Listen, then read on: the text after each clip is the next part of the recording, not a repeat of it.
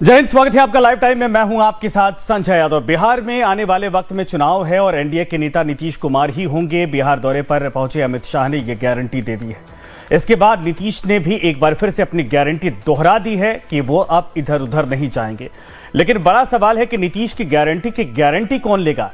ये सवाल इसलिए क्योंकि पिछले कुछ महीनों में ये नीतीश को भी नहीं मालूम होगा, याद होगा कि उन्होंने कितनी बार पाला बदलने वाला बयान वो दोहराए हैं, दे चुके हैं। और अब फिर से उन्होंने कह दिया है कि 2 बार गलती हो गई, अब इधर उधर नहीं जाएंगे। क्या गारंटी की फिर गलती नहीं करेंगे? और कहीं ऐसा तो नहीं कि नीतीश गलती करने वाला बयान भी गलती से दे देते हैं? ये सब बड़े दिलचस्प सवाल हैं। इन सवालों पर पॉलिटिकल एक्सपर्ट से भी चर्चा करेंगे कि नीतीश क्या कर सकते हैं। लेकिन सबसे पहले नीतीश का वो बयान फिर से आपको सुनवाते हैं। आप सुन लीजिए, जब पटना में बापू सभागार में आयोजित एक कार्यक्रम में केंद्र और राज्य सरकार की अलग अलग योजनाओं का लोकार्पण और शिलान्यास होना था। और इसी कार्यक्रम में अमित शाह और नीतीश कुमार दोनों मौजूद थे। कार्यक्रम में सरकार की योजनाओं का जिक्र करते हुए मुख्यमंत्री ने कहा कि 2 बार गलती हो गई, अब इधर उधर नहीं होगा। हम लोग जब आए और हम ही लोग तो एक ही साथ थे, तो उसी समय अब हमसे गलती हुआ हमारे पटिया में कि 2 बार उन्हीं लोगों को ले लिया 1.5 महीना।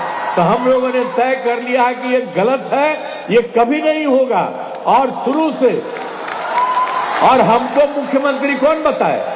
श्रद्धेय अटल बिहारी वाजपेयी जी ने मुझको बनाया था, तो हम कैसे भूल सकते हैं? और एक एक तरह से उन्होंने काम किया, जो कभी बीच में गड़बड़ उन लोग किया, कभी कुछ नहीं। तो हम ही लोगों के पटिया में कुछ लोग इधर उधर कर दिया था, तो अब वो सब संभव नहीं है। अब सब दिन वही होगा। तो तीसरी बार बीजेपी के साथ आने के बाद नीतीश कई बार यह बयान दे चुके हैं और इस बार लगता है कि अपने ही बयान की विश्वसनीयता बढ़ाने के लिए नीतीश ने आदरणीय अटल बिहारी वाजपेयी का जिक्र किया। या इस बार वाकई नीतीश सच बोल रहे हैं? सच बोलने का सवाल इसलिए उठता है क्योंकि सच तो सच होता है। अगर इधर उधर जाना नहीं तो फिर बार बार बोलना क्यों है? या फिर इस बार नीतीश इसलिए वजनदार तरीके से अपनी बात को रख रहे हैं क्योंकि खुद अमित शाह ने साफ कर दिया, चाहे जो भी हो, पर नीतीश अगर चुनाव तक टिक जाएं तो ही आप मान सकते हैं इस बार कोई गलती नहीं हुई है। या ये भी हो सकता है कि चुनाव बाद नीतीश फिर गलती करने निकल पड़े, क्योंकि उनकी राजनीति को पढ़ पाना कभी किसी के लिए आसान नहीं रहा है। लेकिन अब आगे बढ़ते हैं और अमित शाह के दौरे से पटना में बढ़ी पॉलिटिकल हलचल को देखते हैं। आपको याद होगा और आपके बाईं ओर दरअसल जो तस्वीर है वो कल देर रात की है, जब नीतीश अमित शाह पटना पहुंचे थे और बीजेपी ऑफिस में बीजेपी कोर ग्रुप के साथ मीटिंग हुई थी, जहां अमित शाह ने नीतीश के नेतृत्व में ही चुनाव लड़ने का ऐलान किया और साथ ही 225 सीट जीतने का टारगेट भी दे दिया। वहीं दूसरी तस्वीर आज की है। 2 तस्वीरें आपको दिखा रहे हैं जहां शाह की अगुवाई में पूरे एनडीए की मीटिंग हुई। इन तस्वीरों के जरिए एनडीए ये संदेश देने की कोशिश कर रहा है कि बिहार चुनाव के लिए गठबंधन में एकता है और कोई खटपट नहीं है। यह भी बात अहम है कि यह मीटिंग सीएम आवास पर ही हुई, जहां से ये तस्वीरें जारी की गई हैं, जिसमें घटक दलों के नेता आपको दिखाई दे रहे हैं। ये 2 तस्वीर है। दोनों तस्वीरों के जरिए बिहार में जो पॉलिटिकल हलचल अमित शाह के जाने के बाद हुई है वो समझा जा सकता है। बैठक के बाद जेडीयू और एलजेपी की ओर से बयान भी सामने आया। चिराग पासवान ने बताया कि यह चुनाव की तैयारियों को लेकर मीटिंग रखी गई थी, मीटिंग हो रही थी और विपक्ष के लिए ऐसी मीटिंग करना अभी बहुत मुश्किल है। संकेत बोल लीजिए, या भाई अब गठबंधन है, चुनावी वर्ष है, बैठेंगे ही ना साथ में, क्यों नहीं बैठेंगे? अगर इतना ही सहज है सबका बैक टू बैक इतनी आसानी से बैठ जाना, तो बैठ के दिखाएं महागठबंधन वाले, करके दिखा दें भाई। तंज जो हम लोग के ऊपर ये लोग कसते हैं, ये लोग बैठ के दिखा दें ना। क्या हुआ, कांग्रेस के नए प्रभारी आए, कितनी बार बैठ लिया ये लोग? चुनाव हम ही लोग के लिए नहीं हो रहा ना, इन लोग के लिए भी हो रहा है। बताएं मुझे कितनी बार ये लोग बैठ लिए हैं? तो अगर कोई इसको फोटो आप भी बोल रहा है या सिर्फ सांकेतिक मुलाकात बैठकें भी अगर बोली जा रही हैं, तो इसमें बताएं ना, सांकेतिक तौर पे ये लोग भी तो करके दिखा दें विपक्ष के नेता। प्रभावी तरीके से केंद्र और राज्य सरकार की उपलब्धियों को, यशस्वी मुख्यमंत्री नीतीश कुमार जी के कार्यकाल के जो ये शानदार 20 वर्ष हैं, जो बेशुमार उपलब्धियां हैं, इनको जन जन तक पहुंचाना, केंद्र सरकार के जो फैसले हैं, जिन फैसलों से बिहार को पिछले 2 बजट में खासा लाभ हुआ है, इसे जन जन तक पहुंचाना, एक अच्छे समन्वय के साथ एनडीए के 5 घटक चुनाव के तैयारियों में जुटे, जो वो पहले से कर रहे हैं, तो निसंदेह एक बड़ी जीत पक्की है और नीतीश कुमार जी के नेतृत्व में अगली सरकार बनना भी बिल्कुल तय है। लेकिन ये सब तो हुई एनडीए के भीतर की बात, लेकिन इस मीटिंग के पहले अमित शाह ने विरोधियों पर भी बहुत तीखा वार किया, और वो भी लालू के गढ़ और घर गोपालगंज पहुंचकर, जिस पर आरजेडी की ओर से भी जोरदार पलटवार किया गया। लेकिन पहले देखिए अमित शाह की बात। गोपालगंज के मंच से अमित शाह ने लालू यादव के जंगलराज से लेकर उनकी राजनीति पर परिवार प्रेम का भी आरोप लगाया। बड़ी बात यह है कि अमित शाह ने लालू परिवार पर तो प्रहार किया, लेकिन उन्होंने तेजस्वी के बजाय सीधे लालू यादव को निशाने पर लिया, उन्हीं से सवाल किए, पूछा कि लालू अपने राज के कामकाज का हिसाब दें। 90 से 2005 तक क्या किया लालू यादव की सरकार ने? हत्या, अपहरण, फिरौती, डकैती और लूटपाट का एक इंडस्ट्री यहां पर चलाया, जिसने बिहार को बर्बाद करने, जातीय नरसंहार चले, सत्ता पोषित भ्रष्टाचार चला और पूरे बिहार में चारा घोटाला कर बिहार को देश और दुनिया में बदनाम करने का काम लालू प्रसाद यादव की सरकार ने किया। ये लालू रबड़ी की सरकार को बिहार के इतिहास में हमेशा के लिए जंगल राज के रूप में जाना जाएगा। ये आज पूरा देश और दुनिया जानता है। तो एक तरीके से 2 दिनों के अपने दौरे में अमित शाह ने बिहार के लिए चुनावी शंखनाद कर दिया है और कई बड़े ऐलान कर दिए, पार्टी को टारगेट भी दे दिया। एक नजर देखिए बीती रात से अब तक अमित शाह की ओर से किए गए ऐलान पर। दरअसल नीतीश के नेतृत्व में ही चुनाव लड़ा जाएगा, ये बात उन्होंने साफ कर दी है। फिर एनडीए की बहुमत वाली सरकार भी बनेगी। उन्होंने कहा कि अगर मेहनत करेंगे, जो लक्ष्य है, जो टारगेट है, उसको पूरा करना होगा। 2025 में 225 जीतने का टारगेट है और 5 साल में बिहार बाढ़ मुक्त बनेगा। सरकार हमारी बनती है, बिहार की बंद चीनी मिलों को खोला जाएगा, दोबारा सत्ता में हम बहुमत में आते हैं। और सबसे बड़ा ऐलान अमित शाह ने इस दौरान किया कि बिहार में बनेगा माता सीता का भव्य मंदिर। कई बड़े वादे, हालांकि ये चुनावी शंखनाद की पहली रैली थी और मीटिंग थी, लेकिन अभी बहुत दौरे होने हैं। उससे पहले आज साफ तौर पर एक तरह से कहा जाए कि औपचारिक ऐलान चुनाव को लेकर या औपचारिक एक तरह से शुरुआत कर दी गई है अमित शाह की तरफ से, जिसमें कई बड़े वादे दोहराए गए। गोपालगंज में अमित शाह ने अपने भाषण की शुरुआत मेरे जिगर के टुकड़ों जैसे शब्दों से किया, युवा मित्रों के साथ की, सबको राम राम और प्रणाम किया। फिर ऐलान कर दिया कि भले ही लालू एंड कंपनी ने राम मंदिर बनाने में अड़ंगा लगाया था, लेकिन बिहार की धरती पर मां सीता का भव्य मंदिर बनाया जाएगा। सुनिए क्या कुछ कहा था उन्होंने। सालों से हम राह देखते थे कि अयोध्या में भगवान राम का मंदिर बने। राह देखते थे या नहीं देखते थे भाई? जरा जोर से बोलो, देखते थे या नहीं देखते थे? ये लालू एंड कंपनी ने बहुत अड़ंगे लगाए। 550 साल के बाद मोदी जी ने रामलल्ला को भव्य मंदिर में बिठाने का काम किया। भाइयों बहनों, भव्य मंदिर। और अब बारी माता सीता की है। बिहार में माता सीता का भव्य मंदिर पूरी दुनिया को आकर्षित करेगा और मातृशक्ति का संदेश बिहार की भूमि से पूरे देश से अंदर। लेकिन जंगल राज पर हमला और एनडीए राज में विकास की बात के बाद अमित शाह ने लालू के परिवार पॉलिटिक्स पर भी हमला किया। कहा कि लालू यादव ने बिहार की युवाओं के लिए कुछ नहीं किया है, बस अपने परिवार को सेट करने में लगे हुए थे। लालू प्रसाद जी ने एक ही काम किया, अपने परिवार को सेट करने का। लालू के दोनों लाल आज बिहार में मुख्यमंत्री बनने की तैयारी कर रहे हैं। एक बेटी राज्यसभा सांसद है, दूसरी बेटी को लोकसभा लड़ाया। राबड़ी जी पूर्व सीएम रह चुकी हैं। राबड़ी जी के दोनों भाई मंत्री रह चुके हैं। अपनी भाभी को भी उन्होंने नेता बनाया। लालू जी के भाई भी विधायक रहे। पूरे परिवार में कोई नहीं बचा है, पूरा परिवार लालू जी ने सेट कर दिया। आरोप गंभीर हैं अमित शाह के, लेकिन आपको बता दें कि इस दौरान तेजस्वी यादव पर सीधा हमला नहीं था। चूंकि पार्टी इस वक्त तेजस्वी संभाल रहे, ऐसे में तमाम जो चुनावी रणनीतियां होती हैं वो तेजस्वी की तरफ से वादे भी होते हैं, लेकिन अमित शाह और बीजेपी की रणनीति तेजस्वी को ना छूकर आखिर लालू प्रसाद यादव और जंगल राज पर अटैक करना था। मेरे साथ सुनील कौशिक जी इस वक्त जुड़े हैं, वरिष्ठ पत्रकार। आपका स्वागत है सुनील जी।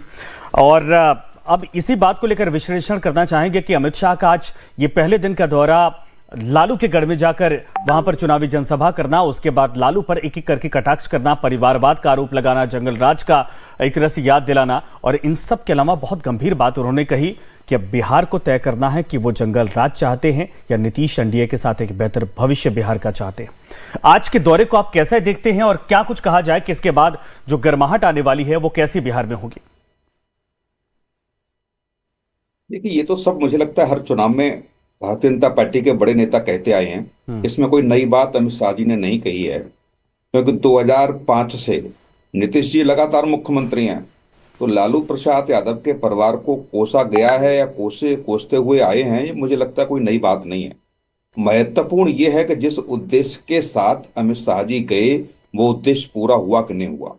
जो घटक दलों के साथ सीटों के बंटवारे को लेकर के जो चर्चा होनी थी वो सफल हुई कि नहीं हुई, महत्वपूर्ण ये है। राजनीतिक आरोप प्रत्यारोप तो होते रहेंगे और निश्चित तौर से लालू प्रसाद यादव के परिवार की तरफ से भी उसके जवाब दिए गए हैं।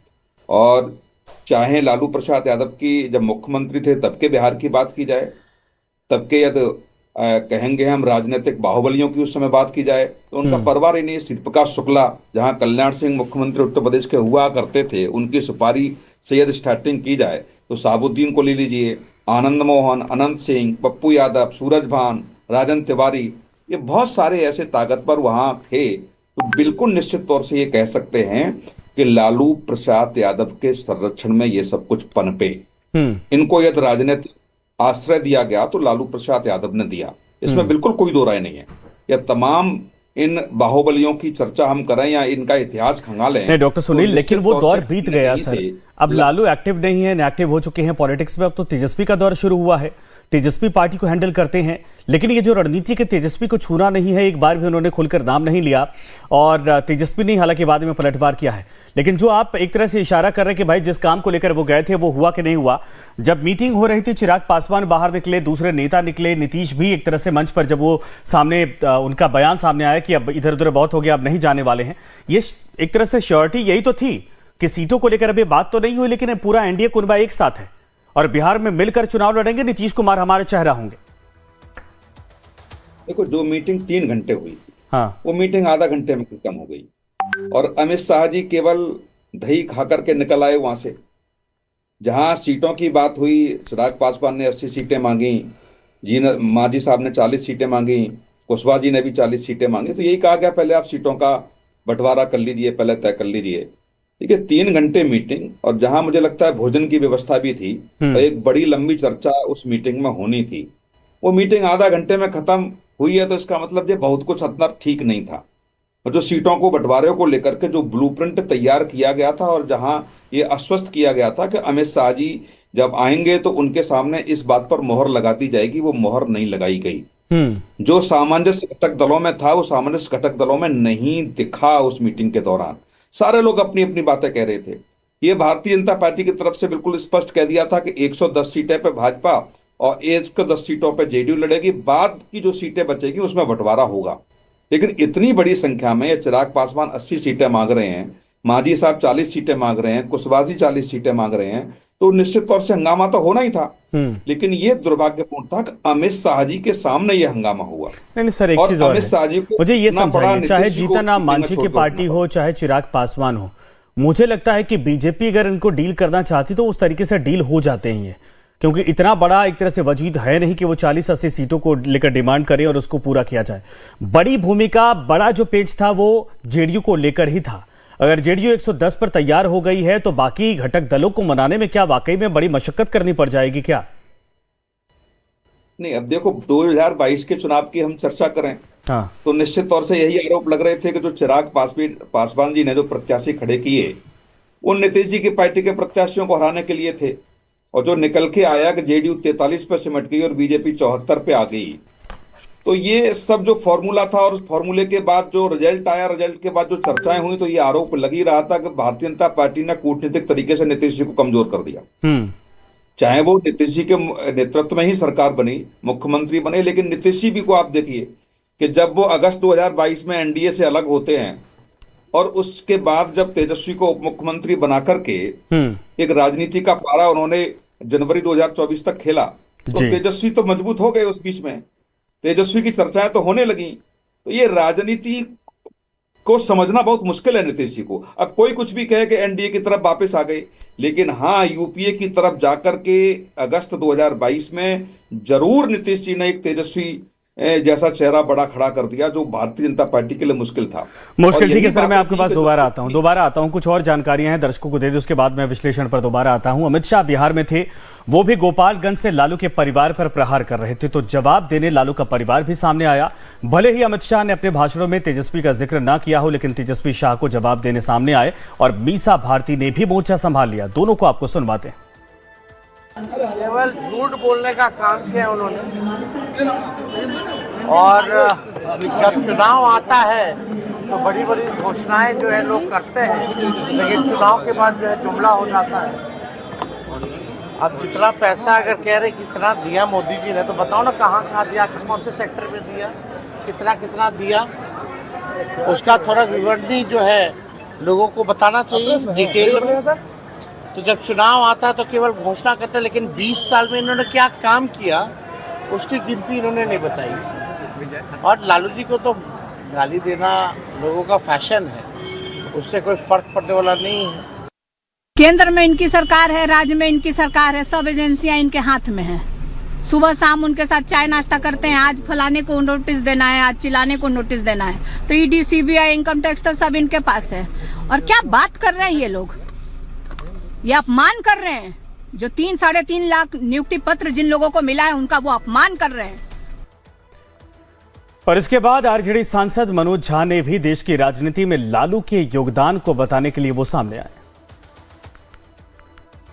अगर कर्पूरी, लालू, मुलायम सिंह, कांसीराम का दौर नहीं होता ना अमित शाह जी, तो भाजपा में आप हाशिए पे होते और प्रधानमंत्री जी नरेंद्र मोदी जी को स्वीकार नहीं किया जाता। ये कंट्रीब्यूशन तब तक आप नहीं समझेंगे जब तक बहुजन धारा की चिंता और चिंतन से वाकिफ नहीं होंगे। तो अमित शाह ने गोपालगंज से हमला बोला था, तो आरजेडी ने पटना की सड़कों पर पोस्टर से पाट दिया और अमित शाह पर हमले किए। आरजेडी की तरफ से लगाए गए पोस्टर में सीधे गृह मंत्री अमित शाह के बिहार में दौरे पर निशाना साधा गया, जिसमें लिखा है कि तुम तो ठहरे परदेसी, वादा कब निभाओगे। पोस्टर में नीतीश कुमार पर भी तंज कसते हुए लिखा गया, माननीय मुख्यमंत्री जी, अमित शाह जी पधारे हैं, अब विशेष राज्य का दर्जा मांग ही लीजिए। इसके साथ ही पोस्टर पर बीजेपी से 15 लाख रुपए, 2 करोड़ नौकरी, किसानों की आमदनी को लेकर भी सवाल पूछे गए। चीनी मिल को मोदी जी खुलवा रहे थे, चाय पी रहे थे उस चीनी से, उस पर बात मत करिए। 2 करोड़ नौकरियां प्रतिवर्ष, उस पर भी मुझे बात नहीं करनी है। अभी आपके स्वास्थ्य मंत्री ने बिहार के प्रति जिला 4 मेडिकल कॉलेज की बात कर दी, हमें उस पर बात नहीं करनी है। बस आपको इतना कह रहा हूं कि बिहार का चुनाव एक लंबी लकीर तेजस्वी यादव जी ने की थी। नौकरी की बात, 2500 माई बहन योजना के तहत 200 यूनिट फ्री बिजली, इस पर बताइए ना। वो जो पेंशन है दिव्यांगों का, वृद्धों का, उसको 400 से 1500, उस पर बात करिए ना। मौलिक मुद्दों पर बात होगी। अमित शाह जी आपको मौलिक मुद्दों पर लाएंगे, झूठ नहीं बोलने देंगे कि पूर्णिया हवाई अड्डा में एक ईंट नहीं लगी और पिछली बार आपने कहा चालू है, एम्स दरभंगा चालू है। चालू अगर कोई चीज है, आपके झूठ की फहरिस्त। सुनील जी हमारे साथ एक बार फिर से हैं। सुनील जी, पिछली बार जब दौरा हुआ था, आपको याद होगा कि पूर्णिया एयरपोर्ट वाला मामला बड़ा कंट्रोवर्शियल हो गया था। उसके बाद अब अमित शाह ने एक और बात कह दी है कि भाई राम मंदिर में बड़ी रोक टोक की थी लालू प्रसाद यादव, ऐसे नेताओं ने, यहां तो सीता जी का मंदिर हम बनवाएंगे, चीनी मिलों को दोबारा खुलवाएंगे। लेकिन तमाम जो आरोप थे उसका पलटवार तेजस्वी यादव की तरफ से या फिर उनकी पार्टी की तरफ से मुद्दों पर ध्यान केंद्रित करके किया जा रहा है, यह कितना कारगर होगा? बिल्कुल, देखो, नहीं, बिहार के चुनाव में निश्चित तौर से मुझे लगता है स्थानीय मुद्दों का बड़ा रोल रहता है। पिछला चाहे 2022 का चुनाव देखें या लोकसभा का चुनाव देखें, लेकिन सबसे महत्वपूर्ण यह है कि जिनके परिवार राजनीतिक परिवार कहे जाते हैं, जैसे अभी बात कर रहे हैं कि 40 सांसदों में 16 सांसद ऐसे हैं जिनको विरासत में राजनीति मिली है, उससे छुटकारा कैसे मिलेगा? बहुत सारे ऐसे हैं जो अभी भी पीछे के पर्दे से बाहुबलियों का साम्राज्य चलता है, जहां नीतीश जी भी कुछ नहीं कर पा रहे। शराब को लेकर के आप देखेंगे हर दूसरे तीसरे महीने एक बड़ी खबर आती है बिहार से कि कितने लोग मारे गए, और एक ऐसा बयान विधानसभा में नीतीश जी ने दिया भी कि अब मरते हैं तो हम क्या करें। तो ऐसी स्थिति में मुझे लगता है कि मुद्दे तो होंगे। अब तो अपराध भी एक बड़ा मुद्दा बन चुका है पिछले 1 महीने से। नहीं, मुद्दा नहीं। 2000 जितने भी आप चुनाव देखेंगे ना बिहार में, तो लगभग 3 या 6 महीने पहले की बातें करें तो वहां क्राइम बढ़ता है, चाहे लोकसभा का चुनाव हो चाहे विधानसभा का चुनाव हो। एक माहौल बनाने का प्रयास वहां होता रहा है। इतिहास आप उठा के देखिए, 2022 का भी हम चुनाव देखेंगे, 2022 के चुनाव से या 6 महीने से पहले की हम समीक्षा कर लें तब भी वहां क्राइम बढ़ा था। लेकिन हाँ, ये महत्वपूर्ण है कि जिन वायदों के साथ 2022 में आप आए, फिर नीतीश जी किसी के चले गए, फिर वापस आते हैं और बार बार कहते हैं कि नहीं मुझसे 2 बार गलती होगी, अब नहीं जाऊंगा। लेकिन नीतीश जी की जो इस समय स्थिति आप देख रहे हैं, चाहे वो मंच पे देखें चाहे। अच्छा सर, इसी सवाल पर मैं आ रहा था, क्योंकि समय कम है तो मैं चाहूंगा कि जल्दी जल्दी आपसे सवाल चीजों को समझ लिया जाए। अच्छा, पिछले चुनाव को आप अगर देखें तो नीतीश कुमार वाकई में चेहरा थे, लोगों को भरोसा था और लग रहा था 5 साल तो बेहतर तरीके से सरकार चलाएंगे। सरकार चलाई भी उन्होंने, हालांकि बीच में पलटते रहे। लेकिन जरा ये बताइए, इस बार बीजेपी की आक्रामकता, हालांकि आज अमित शाह की रैलियों को मैं भी सुन रहा था, उन्होंने 3-4 बार नारे दिए कि बीजेपी की सरकार लाएंगे। लोगों ने कहा हाँ, बाद में उन्होंने 1-2 बार रिपीट किया कि एनडीए की सरकार लाएंगे कि नहीं लाएंगे, तो फिर लोगों ने कहा हाँ।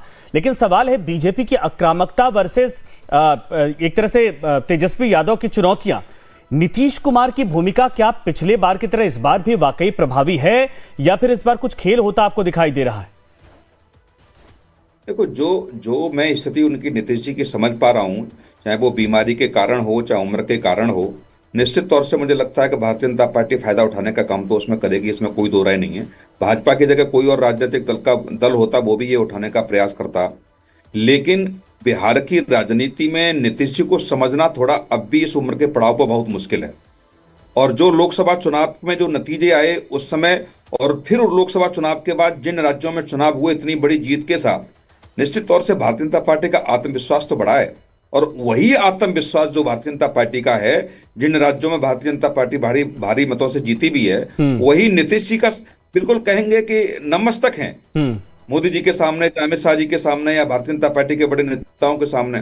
एक उम्र का पड़ाव, और दूसरा भारतीय जनता पार्टी की जो स्थिति इस समय देश में बड़ी है। जैसे लग रहा था कि लोकसभा चुनाव के बाद स्थिति खराब हो जाएगी, लेकिन चाहे हरियाणा के चुनाव हो, दिल्ली के चुनाव हो, महाराष्ट्र के चुनाव हो, जो जनता का समर्थन मिला है उससे बिहार की राजनीति भी प्रभावित होगी। ऐसा बात नहीं है कि इनका प्रभाव वहां न पड़े, और इसमें विपक्ष में बैठे हुए राजनीतिक दल इस बात को समझते हैं। लेकिन अमित शाह जी जाएंगे, कई बार जाएंगे, बैठ के समीक्षा होगी, सीटों को लेकर के बंटवारा होगा, कौन से मुद्दे होंगे। जैसे बाढ़ का उन्होंने कहा हम किस बार बाढ़ मुक्त कर देंगे। ये सबको पता है कि हर वर्ष बाढ़ से बड़ा प्रभावित बिहार रहता है। तो वो अमित शाह जी या नरेंद्र मोदी भी पहुंचेंगे, तो वो छोटे छोटे मुद्दे जहां मुझे लगता है जनमानस परेशान रहता है, उन मुद्दों पर राजनीति करके निश्चित तौर से भारतीय जनता पार्टी के बहुमत के साथ आने का प्रयास तो भारतीय जनता पार्टी करेगी। नहीं, सीटों को लेकर भी कोई खेल हो सकता है क्या? भाई पिछली बार तो नीतीश कुमार पर भरोसा इतना था नहीं कि नीतीश रहेंगे कि नहीं रहेंगे, तो एक साधना था कि भाई चलिए ठीक है, इतनी सीटें इनको देनी जरूरी है, क्योंकि बिहार में अलायंस के तौर पर ये एक मजबूत चेहरे के तौर पर, मजबूत पार्टी के तौर पर है। नीतीश का एज फैक्टर इस बार दिखाई दे रहा है। क्या बीजेपी इस बार कोशिश करेगी कि ज्यादा सीटें उसके खाते में आए ताकि वो खुद सरकार बनाने की स्थिति में पहुंच सके? देखो, नीतीश जी और भारतीय जनता पार्टी के बीच अभी जो चर्चा अंदर चल रही है कि 110 सीटों को बंटवारे को लेकर है। लेकिन भाजपा के कुछ नेताओं से मेरी व्यक्तिगत चर्चा हुई तो उनका एक थोड़ा सा ब्लूप्रिंट उन्होंने तैयार किया है कि नीतीश जी की पार्टी पर ही भारतीय जनता पार्टी के कुछ चेहरे चुनाव लड़ेंगे। तो अब ये थोड़ा सा जब घोषणा चुनावों की हो जाएगी और प्रत्याशी तय हो जाएंगे, तब ये पता चल पाएगा कि नीतीश जी की पार्टी में ज्वाइन करके और नीतीश जी के कोटे से जो भी सीटें हैं, तो उस पर भारतीय जनता पार्टी के लोग चुनाव लड़ते हैं। तो ये बिल्कुल कहना सही होगा कि इस बार का जो चुनाव के नतीजे होंगे, पहली बार बिहार में भारतीय जनता पार्टी का मुख्यमंत्री हो, क्योंकि जो रणनीति दिल्ली में बैठ के भी बनाई जा रही है और जहां तमाम नेताओं से बैठ के बात हो रही है, और नीतीश जी की जो स्थिति इस समय है, निश्चित तौर से एक अलग तरीके का ब्लूप्रिंट यानी आप कह रहे बड़े भाई की भूमिका इस बार बीजेपी निभाएगी, नीतीश कुमार की पार्टी नहीं निभाने वाले। ठीक है सर, धन्यवाद आपका हमारे साथ जुड़ने के लिए, समय देने के लिए। लेकिन कुल मिलाकर यह कहा जा सकता है कि अमित शाह का ये दौरा वाकई में बहुत कुछ संकेत दे गया है। हालांकि 2 दिन, हालांकि सीटों को लेकर ये जो एक कहा जा रहा था कि 2 दिन मंथन किया जाएगा, सीटें किसको देनी है, कितनी सीटों पर कौन चुनाव लड़ेगा, ये बातें बाहर तो नहीं आई हैं। लेकिन यहां से चुनावी माहौल जरूर बना है। और जो अभी हमारे एक्सपर्ट कह रहे थे कि जो दिल्ली में मंथन किया जा रहा, जो पटना में मंथन किया जा रहा, जिस तरीके से दोनों पार्टियों में समन्वय करके चुनाव लड़वाने की तैयारी की जा रही है, ये हो सकता है कि चुनाव के बाद आपको बीजेपी की तरफ से एक बहुत बड़ा सरप्राइज भी जनता को दिया जाए। खबरों का सिलसिला लगातार आगे जारी रहेगा, हमारे साथ बने रहिए।